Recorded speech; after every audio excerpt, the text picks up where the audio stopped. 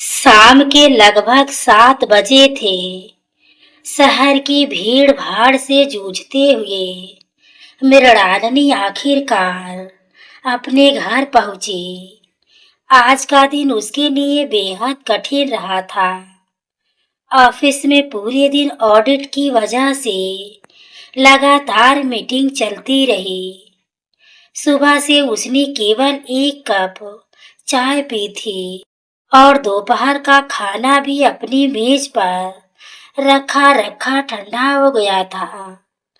बस में बैठकर उसने पूरे रास्ते यही सोचा था कि घर पहुंचते ही अपनी 10 साल की बेटी ईशा को गले लगाएगी, उसके साथ चाय पिएगी और फिर आराम से रात का खाना बनाएगी। लेकिन जैसे ही उसने दरवाजा खोला, उसके कदम वहीं ठिठक गए। ड्राइंग रूम में लोगों से भरा हुआ था। 12 रिश्तेदार अलग अलग सोफों और कुर्सियों पर बैठे थे। किसी के हाथ में चाय का कप था, कोई मिठाई खा रहा था, तो कोई उसे देखते ही धीरे धीरे फुसफुसाने लगा। पूरे कमरे में ऐसा सन्नाटा था जैसे सभी उसी का इंतजार कर रहे हो। मृणालिनी का दिल तेजी से धड़कने लगा। उसने कभी नहीं सोचा था कि एक साधारण सी शाम उसकी जिंदगी का सबसे कठिन मोड़ बन जाएगी। वह धीरे धीरे अंदर आई और हैरानी से अपने पति निशांत की ओर देखने लगी। निशांत कमरे के एक कोने में खड़ा था। उसके चेहरे पर मुस्कान थी और ना ही घबराहट, बल्कि एक अजीब सी गंभीरता थी। मृणालिनी ने धीमी आवाज में पूछा, निशांत, यह सब क्या है? किसी ने मुझे बताया भी नहीं कि घर में इतने मेहमान आने वाले हैं। सब लोग मुझे ऐसे क्यों देख रहे हैं? निशांत ने तुरंत कोई जवाब नहीं दिया। उसने केवल इतना कहा, तुम पहले बैठ जाओ, फिर सबके सामने एक जरूरी बात होगी। उसकी आवाज सामान्य थी, लेकिन उसमें छिपी गंभीरता ने मृणालिनी की बेचैनी और बढ़ा दी। वह चुपचाप सोफे के किनारे पर बैठ गई। इतने में उसकी ताई सास ने व्यंग भरी मुस्कान के साथ कहा, आजकल की नौकरी करने वाली बहुओं को घर की खबर ही कहाँ रहती है। इन्हें तो बस ऑफिस और तनख्वाह दिखाई देती है। परिवार की इज्जत और रिश्तों की अहमियत समझने का समय ही नहीं होता। यह सुनकर कमरे में बैठे कई लोगों ने सहमति में सिर हिलाया। मृणालिनी ने उसकी ओर देखा, लेकिन उसने पलटकर कुछ नहीं कहा। उसे समझ ही नहीं आ रहा था कि बिना कोई गलती किए आज उस पर सवाल क्यों उठाए जा रहे हैं। तभी परिवार के सबसे बड़े सदस्य जगत नारायण चाचा ने अपनी छड़ी के सहारे उठते हुए गंभीर स्वर में कहा, आज हम सब यहाँ किसी खुशी के लिए नहीं, बल्कि एक फैसला करने आए हैं। पिछले कई महीनों से परिवार में आज चर्चा चल रही है कि मृणालिनी की नौकरी की वजह से घर की परंपराएं बदल रही है। कोई कहता कि बहू को नौकरी छोड़ देनी चाहिए, कोई कहता कि परिवार वाले और नौकरी बाद में। इसलिए हमने सोचा कि आज सबके सामने यह बात हमेशा के लिए साफ कर दी जाए। यह सुनते ही मृणालिनी की आंखें भर आई। उसे विश्वास ही नहीं हो रहा था कि बिना उसकी राय जाने उसके जीवन का फैसला करने के लिए पूरा परिवार इकट्ठा हो गया है। उसने कांपती आवाज में कहा, अगर मुझसे कोई गलती हुई है तो मुझे बताइए, मैं उसे सुधारने की कोशिश करूंगी। लेकिन मेरी बात सुने बिना मेरे बारे में फैसला करना क्या ठीक है? कमरे में फिर सन्नाटा छा गया। सबकी नजरें अब निशांत पर टिक गई। अब तक चुप खड़ा निशांत धीरे धीरे आगे आया। उसने अपनी पत्नी के थके हुए चेहरे, उसके कांपते हाथों और आंखों में भरे आंसुओं को देखा। फिर उसने पूरे कमरे में एक नजर डाली। उसके चेहरे पर ऐसा आत्मविश्वास था जैसे पहले किसी ने नहीं देखा था। उसने गहरी सांस ली और कहा, आज फैसला जरूर होगा, लेकिन वैसा नहीं जैसा आप सब सोच कर आए हैं। आज सच भी सामने आएगा और इंसाफ भी होगा। उसके बाद शायद इस परिवार में कोई भी किसी कामकाजी बहू पर उंगली उठाने की हिम्मत नहीं करेगा। निशांत की यह बात सुनते ही पूरे कमरे में खामोशी छा गई। किसी को समझ नहीं आ रहा था कि वह आखिर ऐसा कौन सा सच बताने वाला है जिसने उसके चेहरे पर इतना अटूट विश्वास ला दिया था। निशांत के अंतिम शब्द पूरे कमरे में गूंज उठे।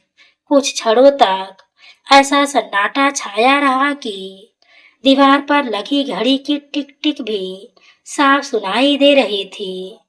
बारहों रिश्तेदार एक दूसरे का चेहरा देखने लगे। सभी को विश्वास था कि अब निशांत अपनी पत्नी से नौकरी छोड़ने के लिए कहेगा, लेकिन उसके चेहरे पर वैसी कठोरता नहीं थी। उसने धीरे धीरे आगे बढ़कर मृणालिनी के हाथ से ऑफिस का भारी बैग लिया और बिना कुछ कहे उसे सोफे पर आराम से बैठा दिया। फिर रसोई में जाकर एक गिलास पानी लाया और पत्नी की ओर बढ़ाते हुए बोला, पहले पानी पी लो। सुबह 7 बजे घर से निकली थी, तब से शायद ठीक से बैठी भी नहीं होगी। यह देखकर रिश्तेदारों के चेहरे पर हैरानी फैल गई। जिन लोगों ने अभी कुछ देर पहले मृणालिनी पर ताने कसे थे, वे अब चुपचाप यह दृश्य देख रहे थे। तभी बड़े फूफा जी ने नाराज स्वर में कहा, निशांत, हम यहाँ तुम्हें समझाने आए हैं और तुम बहू की खातिरदारी में लगे हो। तुम्हें दिखाई नहीं देता कि घर की जिम्मेदारियां पीछे छूट रही है। निशांत ने उनकी ओर सम्मान से देखा और शांत आवाज में कहा, फूफा जी, मैं आपकी बात का जवाब दूंगा, लेकिन उससे पहले मैं आप सबसे एक सवाल पूछना चाहता हूँ। आप सब में से किसी ने यह जानने की कोशिश की कि पिछले 2 सालों में इस घर को संभालने के लिए सबसे ज्यादा त्याग किसने किया है? कमरे में बैठे सभी लोग एक दूसरे की ओर देखने लगे, लेकिन किसी के पास कोई उत्तर नहीं था। सबको लगा कि यह तो एक साधारण सा सवाल है, पर उनके पीछे कुछ ऐसा छिपा है जिसे वे अब तक समझ ही नहीं पाए। निशांत ने धीरे धीरे अलमारी से एक पुरानी फाइल निकाली। उसमें कुछ अस्पताल की पर्चियां, दवाइयों के बिल, बैंक की रसीदें और कई कागज सलीके से रखे हुए थे। उसने फाइल मेज पर रखते हुए कहा, आप सबको लगता है कि मृणालिनी नौकरी अपने शौक के लिए करती है, लेकिन आप में से किसी को यह नहीं पता कि जब पिताजी की किडनी का इलाज शुरू हुआ था, तब मेरी नौकरी चली गई थी। उस समय घर चलाने के लिए मृणालिनी ने अपनी सारी बचत निकाल दी। उसने अपने गहने तक बेच दिए, लेकिन किसी रिश्तेदार के सामने हाथ नहीं फैलाया।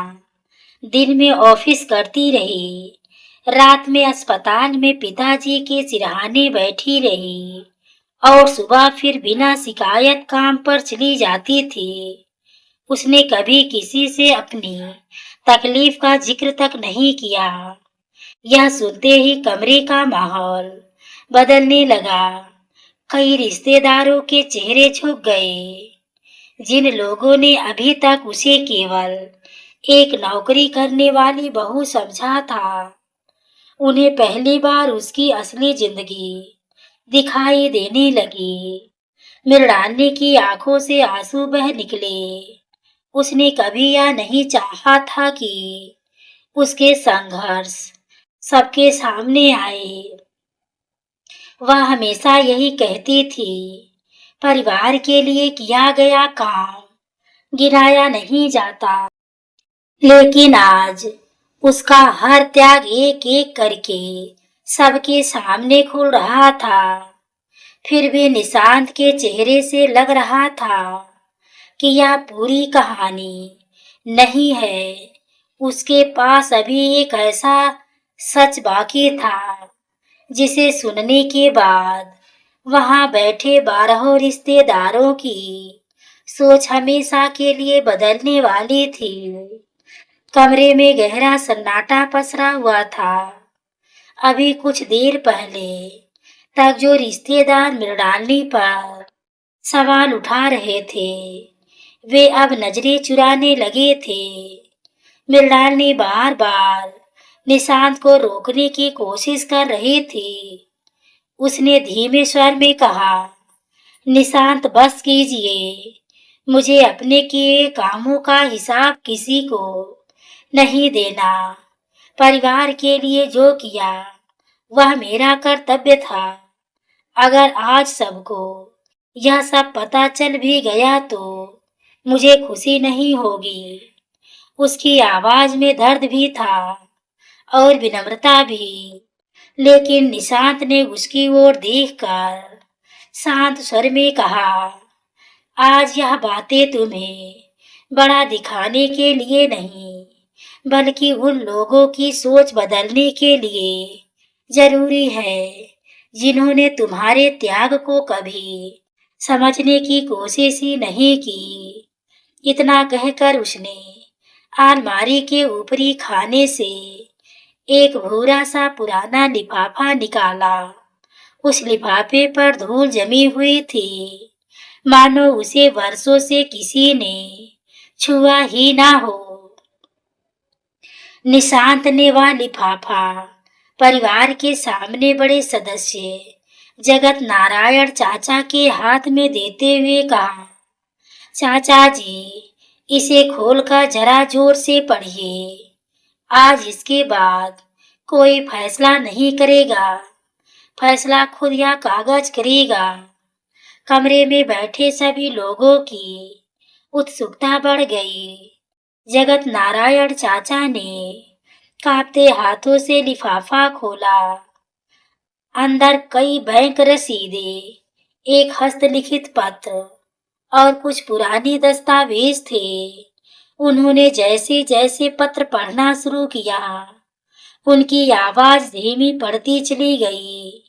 पत्र में लिखा था कि जब परिवार आर्थिक संकट में था और इलाज के लिए पैसे की सख्त जरूरत थी, तब मृणालिनी ने अपनी मां की निशानी, अपनी शादी के सारे सोने के गहने बिना किसी को बताए बेच दिए थे। उसने बैंक से व्यक्तिगत ऋण भी ले लिया था, लेकिन घर में किसी को यह एहसास तक नहीं होने दिया कि वह कितने बड़े बोझ के नीचे जा रही है। यह सुनते ही पूरे कमरे में बैठे रिश्तेदारों के चेहरों का रंग बदल गया। जो लोग कुछ देर पहले उसे स्वार्थी और नौकरी की दीवानी कह रहे थे, उनके पास अब एक शब्द भी नहीं बचा था। मृणालिनी ने आंसू पोंछते हुए धीमे से कहा, मैं नहीं चाहती थी कि किसी को पता चले। अगर परिवार बच गया, पिताजी ठीक हो गए, तो मेरे गहनों का क्या मूल्य था। मुझे तो बस इतना चाहिए था कि घर टूटने ना पाए।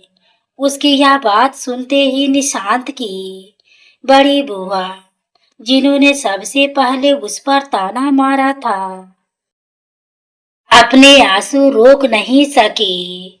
उन्होंने धीरे धीरे उठकर मृणालिनी के पास आकर उसका हाथ पकड़ लिया, लेकिन उनके होठों से शब्द नहीं निकल पा रहे थे। उधर निशांत अभी भी शांत खड़ा था। उसने सबकी ओर देखकर कहा, आप लोगों को लगता है कि आज का सच यही खत्म हो गया, लेकिन यह तो केवल शुरुआत है। इस लिफाफे में एक और कागज है, जिसने पढ़ने के बाद शायद आप सबको समझ आएगा कि मृणालिनी केवल इस घर की बहू नहीं, बल्कि इस परिवार की सबसे बड़ी ताकत क्यों है।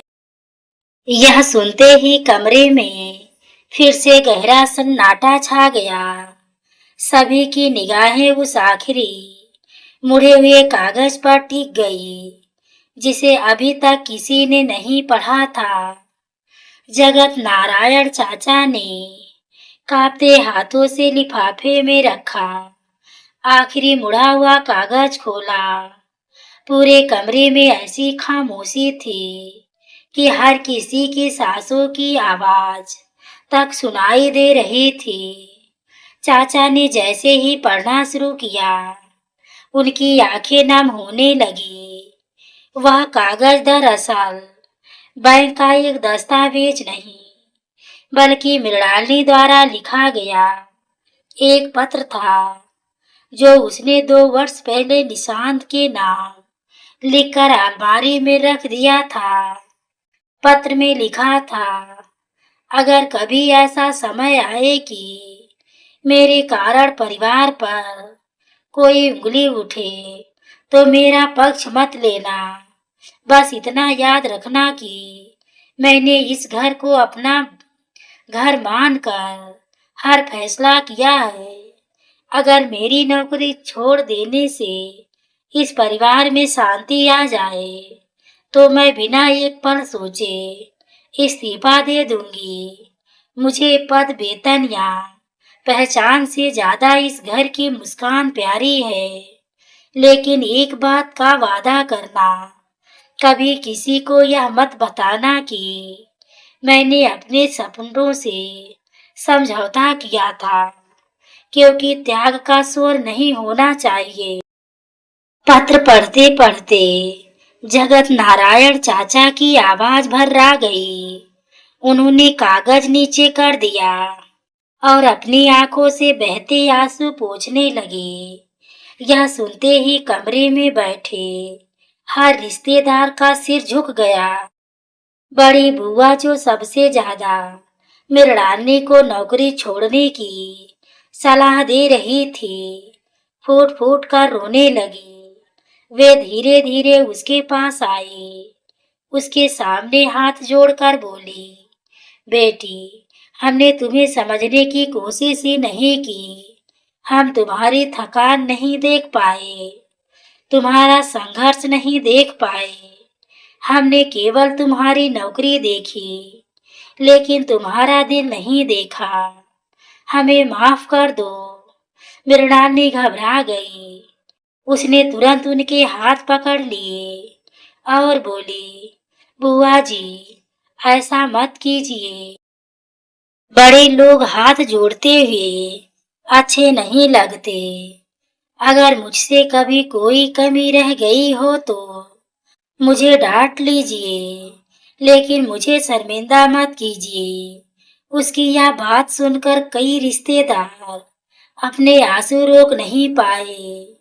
तभी निशांत ने सबकी ओर देखते हुए शांत लेकिन दृढ़ स्वर में कहा, आज आप सब यहाँ मेरी पत्नी का फैसला करने आए थे, लेकिन सच यह है कि अगर मृणालिनी उस कठिन समय में साथ ना खड़ी होती तो शायद आज यह घर भी ना बचता और हम सब इस तरह एक छत के नीचे बैठे भी ना होते। उसने कभी अपने त्याग का हिसाब नहीं मांगा, कभी किसी पर एहसान नहीं जताया। इसलिए आज से इस घर में उसकी नौकरी पर नहीं, उसके सम्मान पर बात होगी। और जो उसका सम्मान नहीं करेगा वह मेरा भी सम्मान नहीं करेगा। निशांत की बात खत्म होते ही कमरे में फिर सन्नाटा छा गया। तभी बाहर आंगन से किसी गाड़ी के रुकने की आवाज आई। दरवाजे की घंटी बजी। निशांत ने घड़ी की ओर देखा और हल्की सी मुस्कान उसके चेहरे पर आ गई। उसने धीमे से कहा, लगता है वे लोग आ गए। अब इस कहानी का सबसे बड़ा सच सामने आएगा। यह सुनते ही सभी रिश्तेदार हैरानी से दरवाजे की ओर देखने लगे। किसी को अंदाजा नहीं था कि इस समय आने वाला मेहमान इस परिवार की पूरी कहानी ही बदल देगा। दरवाजे की घंटी दूसरी बार बजी तो पूरे घर की नजरें उसी ओर उठ गई। निशांत धीरे धीरे दरवाजे तक गया और जैसे ही उसने कुंडी खोली, बाहर खड़े लगभग 60 वर्षीय सज्जन को देखते ही उसके चेहरे पर सम्मान भरी मुस्कान आ गई। सफेद सादा कुर्ता पैजामा पहने वह व्यक्ति अंदर आया। उसके साथ 2 और लोग थे जिनके हाथों में कुछ फाइलें और एक बड़ा सा पैकेट था। मृणालिनी ने उन्हें देखा तो तुरंत खड़ी हो गई। उसने झुककर उनके पैर छुए और बोली, सर आप यहाँ। कमरे में बैठे सभी रिश्तेदार एक दूसरे का चेहरा देखने लगे। किसी को समझ नहीं आ रहा था कि वह व्यक्ति कौन है जिसके सामने मृणालिनी के चेहरे पर इतना सम्मान दिखाई दे रहा था। निशांत ने सबकी ओर देखते हुए कहा, मैं आप सबका परिचय कराता हूँ। ये है शेखर मेहरा जी, मृणालिनी के ऑफिस के वरिष्ठ अधिकारी। आज इन्होंने खुद यहाँ आने की जिद की थी क्योंकि इन्हें पता चला था कि परिवार में मृणालिनी की नौकरी को लेकर सवाल उठ रहे हैं। शेखर मेहरा ने कमरे में बैठे सभी लोगों की ओर देखा और शांत स्वर में बोले, मुझे किसी के पारिवारिक मामले में बोलने का अधिकार नहीं है, लेकिन आज अगर मैं चुप रहा तो शायद जीवन भर खुद को माफ नहीं कर पाऊंगा। उनकी गंभीर आवाज सुनते ही पूरा कमरा फिर शांत हो गया। उन्होंने अपने हाथ में पकड़ी फाइल खोली और बोले, आप लोग मृणालिनी को केवल एक नौकरी करने वाली बहू समझते हैं, लेकिन हमारे कार्यालय में वह सिर्फ एक कर्मचारी नहीं बल्कि दर्जनों लोगों की प्रेरणा है। पिछले महीने कंपनी में कर्मचारियों की संख्या कम करने का निर्णय लिया गया था। उस समय मृणालिनी का प्रमोशन तय था, लेकिन उसने अपने प्रमोशन का अधिकार छोड़ दिया ताकि उसके विभाग के 3 जूनियर कर्मचारियों की नौकरी बच सके। उसने कहा था, मेरी तरक्की बाद में भी हो जाएगी, लेकिन अगर किसी के घर का चूल्हा बुझ गया तो उसकी भरपाई कभी नहीं होगी। ऐसी बात कहने वाले लोग आज बहुत कम मिलते हैं। यह सुनते ही पूरे कमरे में बैठे रिश्तेदारों की आंखें फैल गई। बड़ी बुआ, जो अब तक अपने आंसू नहीं रोक पा रही थी, फूट फूट कर रोने लगी। जगत नारायण चाचा ने धीमे स्वर में कहा, जिस लड़की को हम केवल नौकरी करने वाली बहू समझते रहे, वह तो दूसरों के घर भी बचा रही थी। मृणालिनी छेप गई। उसने तुरंत कहा, सर कृपया यह सब मत कहिए। मैंने कोई बड़ा काम नहीं किया। अगर मेरे कारण किसी परिवार की रोजी रोटी बच गई तो वही मेरे लिए सबसे बड़ा पुरस्कार है। शेखर मेहरा मुस्कुराए। उन्होंने अपने साथ लाया हुआ बड़ा पैकेट मृणालिनी के हाथ में देते हुए कहा, बेटी, यह कंपनी की ओर से तुम्हारे लिए सम्मान है। लेकिन सच कहूँ, तुम्हारा सबसे बड़ा सम्मान तो आज तुम्हारे अपने घर में होना चाहिए। उनकी यह बात सुनते ही कमरे में बैठे कई रिश्तेदारों की आंखों से आंसू बहने लगे। तभी निशांत ने सबकी ओर देखा और कहा, अभी एक बात और बाकी है। आज आप सबको यह भी पता चलेगा कि मैंने जानबूझकर आप सबको एक साथ क्यों बुलाया था। निशांत की यह बात सुनकर फिर से सबके मन में उत्सुकता जाग उठी। किसी को अंदाजा नहीं था कि उसके इस निर्णय के पीछे एक और ऐसा कारण छिपा है जो पूरे परिवार को हमेशा के लिए बदल देने वाला था। शेखर मेहरा जी के जाने के बाद भी घर में गहरा सन्नाटा पसरा हुआ था। किसी के पास बोलने के लिए शब्द नहीं थे। जिन लोगों ने कुछ घंटे पहले मृणालिनी के चरित्र, उसकी नौकरी और उसके संस्कारों पर सवाल उठाए थे, वे अब अपनी ही नजरों में छोटे महसूस कर रहे थे।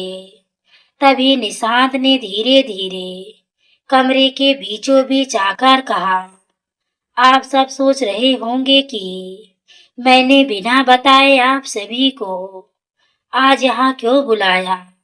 अगर चाहता तो मैं अकेले भी आपको जवाब दे सकता था, लेकिन मैं चाहता था कि आज किसी एक बहू का नहीं, बल्कि उस सोच का फैसला हो जो हर काम काजी बहू को कटघरे में खड़ा कर देती है।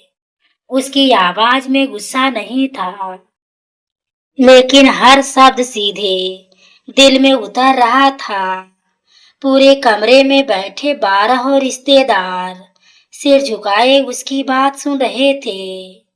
निशांत ने मृणालिनी की ओर देखा, जिसकी आंखें आंसुओं से भरी थी।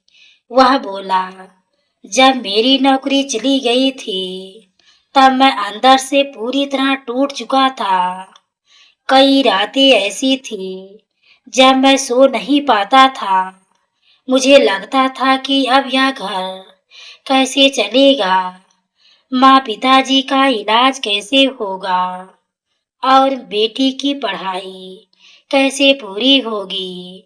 उस समय मृणालिनी ने कभी मुझे यह महसूस नहीं होने दिया कि मैं असफल हूँ।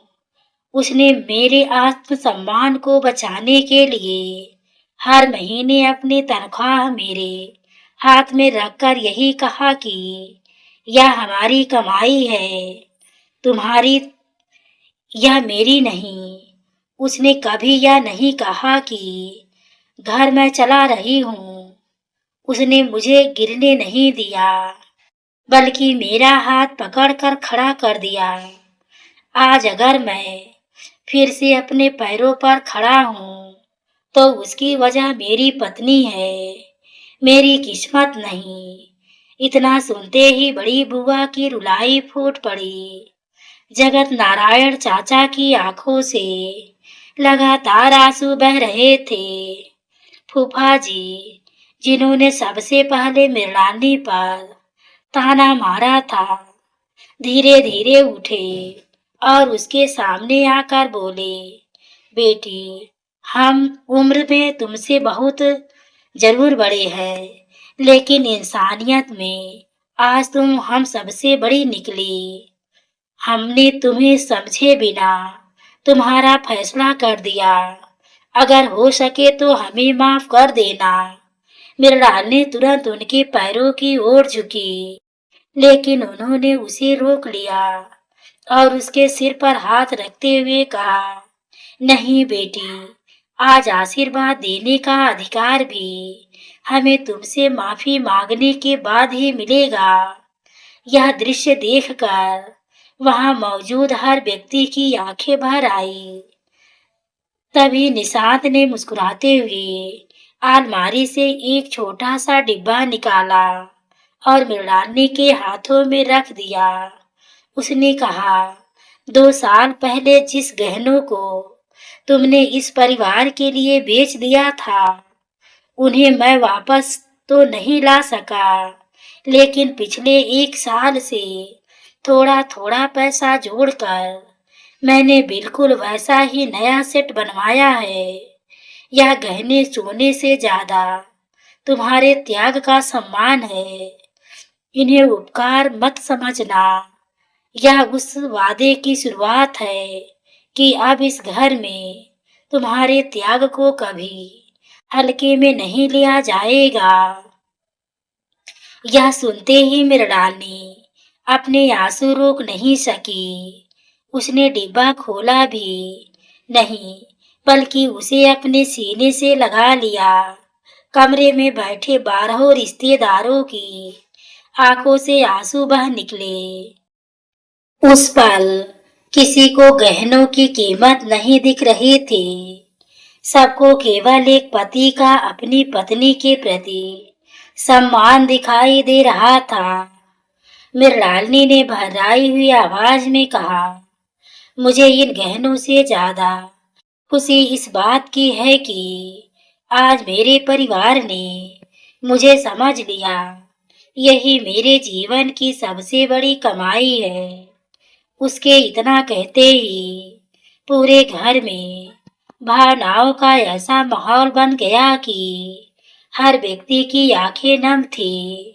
लेकिन तभी जगत नारायण चाचा ने मुस्कुराते हुए कहा, बेटा निशांत, आज तुमने केवल अपनी पत्नी का सम्मान नहीं बचाया, बल्कि आने वाली पीढ़ियों को भी एक सीख दे दी।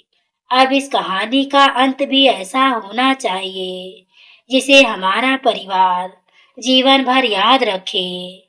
जगत नारायण चाचा की बात समाप्त होते ही पूरे घर में फिर से गहरा सन्नाटा छा गया। कुछ देर पहले जो बैठक आरोपों की और तानों से भरी हुई थी, वही बैठक अब पछताताप, सम्मान और अपनापन महसूस कर रही थी।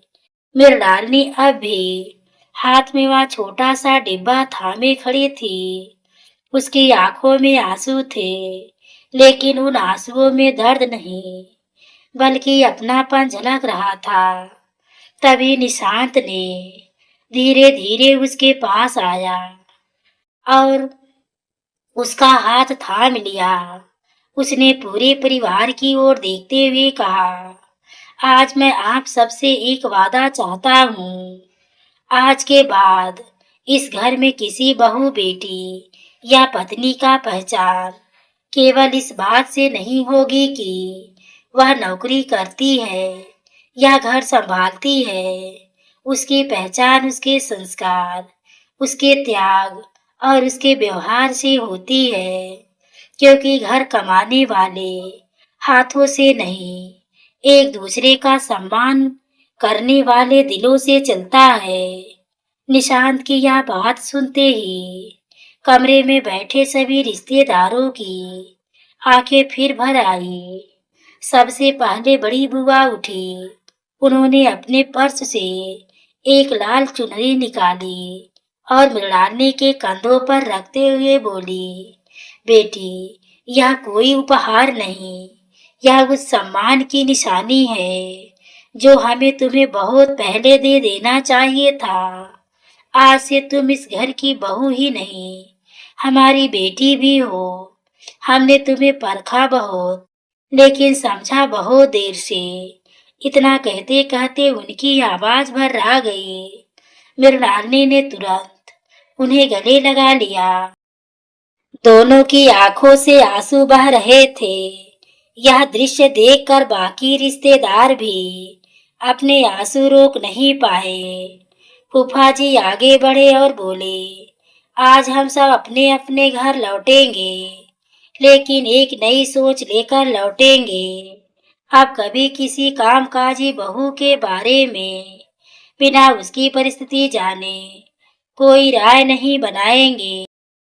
तभी छोटी ईसा दौड़ती हुई अपनी माँ के पास आई और मासूमियत से बोली, मम्मी, आज सब लोग आपको देखकर रो क्यों रहे हैं? क्या आपने कोई गलती की है?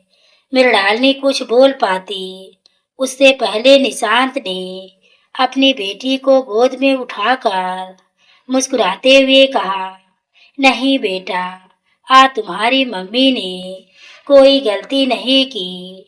आज सब लोग इसलिए रो रहे हैं क्योंकि उन्हें समझ आ गया कि सच्चे रिश्ते अधिकार से नहीं, आभार से निभाए जाते हैं।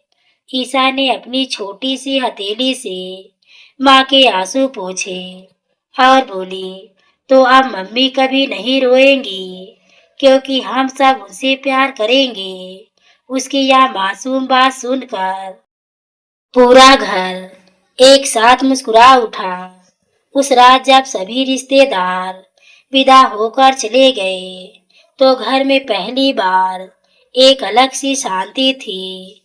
मृणालिनी बालकनी में खड़ी आसमान की ओर देख रही थी। निशांत उसके पास आया और धीमे से बोला, आज मैंने तुम्हारा साथ नहीं दिया, बल्कि अपना कर्तव्य निभाया है। पति होने का मतलब केवल साथ रहना नहीं, बल्कि सही समय पर अपनी पत्नी के सम्मान के लिए पूरी दुनिया के सामने खड़ा होना भी है। मृणालिनी की आंखों से फिर आंसू छलक पड़े, लेकिन इस बार वे खुशी के आंसू थे। उसने निशांत का हाथ थामते हुए कहा, आज मुझे लगा कि दुनिया की सबसे बड़ी दौलत गहने या पैसे से नहीं, बल्कि वह जीवन साथी है जो भीड़ के सामने भी आपका सम्मान बचा ले। उस दिन के बाद उस परिवार में कभी किसी बहू की तुलना नहीं हुई, कभी किसी के काम को छोटा बड़ा नहीं कहा गया।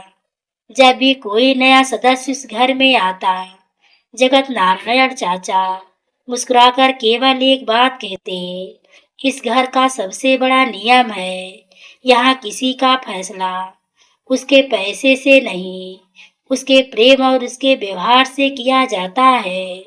तो दोस्तों, ये रही आज की कहानी। कहानी अगर आपके दिल को छू गई हो तो वीडियो को लाइक शेयर हाइप करना ना भूलें। पूरी कहानी को सुनने के लिए आपको तहे दिल से धन्यवाद।